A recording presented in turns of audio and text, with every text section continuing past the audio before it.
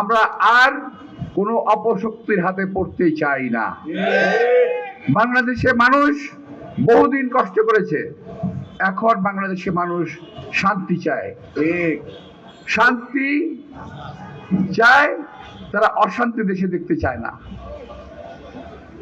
কিছুদিন পর পরে আমরা দেখি শাহবাগের মোড়ে মানে চারটাই মোড়টা আটকে দিয়ে আন্দোলনের দাবি ওঠে। আমি বলতে চাই, যারা এটা করেন দয়া করে করেন, আন্দোলন অধিকার সবার আছে। এই আন্দোলন করার জন্যই আমরা আন্দোলন করেছি।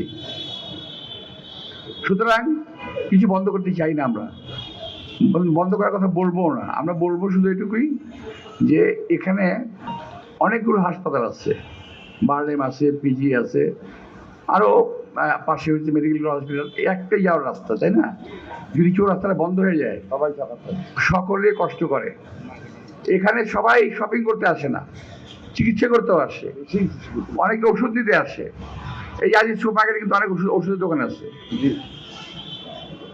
অনেক ব্যবসায়ী আছে, বিভিন্ন ব্যবসা করেন, তার ব্যবসা নষ্ট হয়ে যায়। আপনার স্বার্থের জন্য, আমার স্বার্থের জন্য আমি অন্যজনের স্বার্থকে নষ্ট করবো, এই কাজটা করেন না। যারা করতে চান করেন না।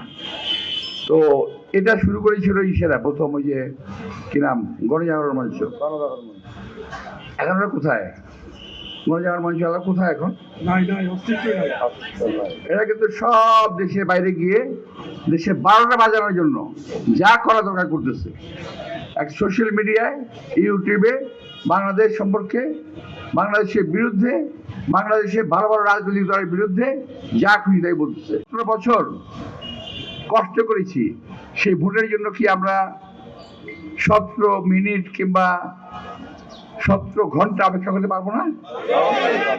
যদি প্রয়োজন হয় পোলিং সেন্টার থেকে ভোটের রেজাল্ট ঘোষণা হওয়ার আগ পর্যন্ত ভোট দিয়ে আমরা ওখানে অবস্থান নেব। কিন্তু ভোট গুনে বলে যেতে হবে কে কত ভোট পেয়েছে। 3 দিন পরে ভোটের রেজাল্ট জানাবেন, ওই রেজাল্ট আমাদের প্রয়োজন নাই। তাহলে আমরা বুঝেই নেব যে আপনারা সঠিক রেজাল্ট দেবেন না।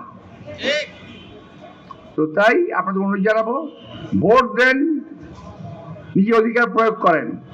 ভোট দেন, নিজের অধিকারকে সংরক্ষিত করেন, নিজের অধিকারকে পাহারা দেন। আমাদেরকে অধিকারকে পাহারা দিতে হবে, যে অধিকার আমরা অর্জন করেছি। আমাদের বহু ভাই বোন জীবন দিয়েছে, আমাদের বহু নেতা কর্মী ভাই বোন, দেশে মানুষ জীবন দিয়েছে।